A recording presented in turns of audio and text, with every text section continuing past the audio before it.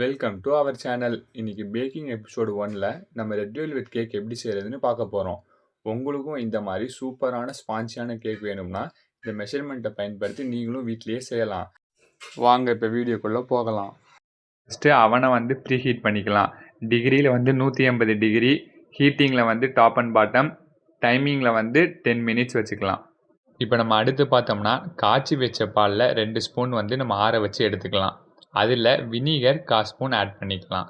அதை நல்லா மிக்ஸ் பண்ணிக்கலாம். எதுக்குன்னு பார்த்தீங்கன்னா கேக்குக்கு புளிப்பு தன்மையும் ஒரு சாஃப்ட்னஸும் தரும். இப்போ இதை நம்ம எடுத்து ஓரம் வச்சுக்கலாம். அடுத்தது நம்ம ஒரு பவுல் எடுத்துக்கலாம். அதில் 2 முட்டையை உடச்சி போட்டுக்கலாம். 2 முட்டையை லைட்டாக பீட் பண்ணிக்கிட்டு சுகரை நம்ம அரைச்சி வச்சுருக்கோம் நம்ம போட்டு பீட் பண்ணலாம்.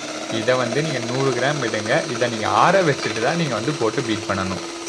நம்ம கொஞ்சம் நல்லா பீட் பண்ணணும். எந்த அளவுக்குனா நம்ம எல்லோ கலரில் இருக்கிறது லைட் எல்லோவாக வர வரைக்கும் நம்ம நல்லா பீட் பண்ணி நம்ம அதை எடுத்துக்கணும். 3லேருந்து 4 நிமிஷம் ஆகும் நமக்கு அந்த கலர் மாறுறதுக்கு. கலர் மாறிடுச்சுன்னா நமக்கு நல்லா பீட் ஆகிடுச்சுன்னு அர்த்தம். நம்ம நல்லா பீட் பண்ணி எடுத்ததுக்கப்புறம் நம்ம கேக் ஜெல் இப்போ ஆட் பண்ணணும்.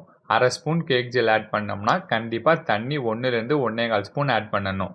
இப்போ நம்ம இந்த கேக் ஜெல் எதுக்கு ஆட் பண்ணுறோன்னு பார்த்தீங்கன்னா கேக்கை நல்லா ஸ்பான்ச்சியாக உப்பி வர்றதுக்கு நமக்கு ஹெல்ப் பண்ணும். இப்போ இந்த கேக் ஜெல்லும் தண்ணியும் நம்ம போட்டு நல்லா பீட் பண்ணணும். ஃபஸ்ட்டு போட்ட கலவையோட இதை நல்லா கலந்து மிக்ஸ் ஆகி வரணும். இது மிக்ஸ் ஆகி வர்றதுக்கு 4லேருந்து 5 நிமிஷம் ஆகும்.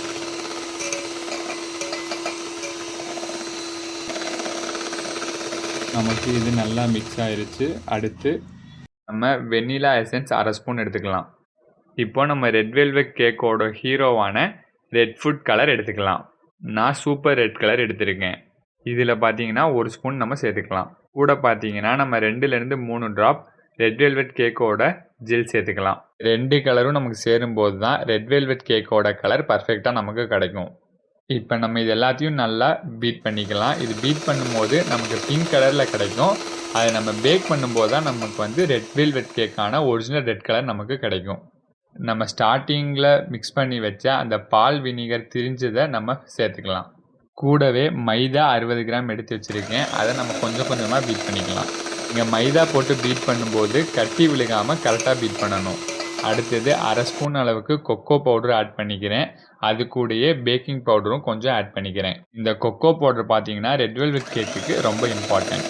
இதை நம்ம நல்லா மிக்ஸ் பண்ணிக்கலாம். நல்லா மிக்ஸ் பண்ணிகிட்டு இருக்கும்போது நம்ம 2 ஸ்பூன் ஆயில் சேர்க்கணும். ஆயில் எப்படி சேர்க்கணும்னு பார்த்தீங்கன்னா ஒரு ஸ்பூனாக தான் நம்ம சேர்க்கணும். எப்பயுமே நீங்கள் ஆயில் யூஸ் பண்ணிங்கன்னா ரொம்ப நேரம் பீட் பண்ணாதீங்க. 1 ஸ்பூன் ஊற்றிட்டு ஒரு 2 செகண்ட் நீங்கள் பீட் பண்ணிவிட்டு இப்போ இன்னொரு ஸ்பூன் ஊற்றிட்டும் நீங்கள் ரொம்ப பீட் பண்ணாதீங்க. ஆயில் ஊற்றினாலே நம்ம அதிகமாக பீட் பண்ணக்கூடாது. இப்படி நீங்கள் பண்ணிங்கன்னா கேக் ரொம்ப ஹார்ட் ஆயிரும். லாஸ்ட்டாக 1 டைம் நம்ம கட் அண்ட் ஃபோல்டர் மெத்தடில் நம்ம ஒருக்கா மிக்ஸ் பண்ணிக்கலாம். ஏன் நம்ம இதில் மிக்ஸ் பண்ணுறோம்னா பீட்டர் நம்ம யூஸ் பண்ணக்கூடாது. அதனால நம்ம இதில் மிக்ஸ் பண்ணிக்கலாம். இப்போ நம்ம மிக்ஸ் பண்ணி வச்ச எல்லாத்தையுமே அப்படியே நம்ம கேக் டின்னுக்கு நம்ம ட்ரான்ஸ்ஃபர் பண்ணிடலாம். இந்த பட்டர் ஷீட் எப்படி போடுறதுன்னு நான் முடிஞ்சால் ஷார்ட்ஸில் உங்களுக்கு போடுறேன். இதில் நம்ம ஊற்றுனதுக்கப்புறம் நம்ம பபிள்ஸ் வராமல் இருக்கிறதுக்காக நம்ம டின்னில் பேட்டரை ஊற்றுனதுக்கு பின்னாடி நல்லா தட்டிக்கலாம். இப்போது அவனும் நமக்கு ப்ரீ ஹீட் ஆயிடுச்சு. இப்போ நம்ம பேட்டரை அவனில் செட் பண்ணிடலாம். பேட்டரை அவனில் செட் பண்ணதுக்கப்புறம் டிகிரியில் 180 டிகிரி வச்சுக்கலாம். ஹீட்டரில் பாட்டம் ராட் வச்சுக்கலாம். டைமிங்கில் உங்களுக்கு 30 மினிட்ஸ் வச்சுக்கலாம். கடைசி 10 நிமிஷம் டாப் அண்ட் பாட்டம் ராடுக்கு செட் பண்ணிடலாம். அவ்வளவுதாங்க. இப்போ நமக்கு கேக் பேக் ஆயிடுச்சு. 30 நிமிஷத்துக்கு பின்னாடி நமக்கு நல்ல ஒரு கேக் ரெடி ஆயிடுச்சு. எவ்வளோ ஸ்பான்ச்சியாக சூப்பராக வந்திருக்குன்னு. இந்த மெத்தடையும் இந்த மெஷர்மெண்ட்டையும் நீங்கள் ஃபாலோ பண்ணுங்கள். உங்களுக்கும் ஸ்பான்ச்சியான கேக் கிடைக்கும். ட்ரை பண்ணி பார்த்துட்டு எப்படி இருக்குன்னு மறக்காமல் கமெண்ட்ஸில் சொல்லுங்கள்.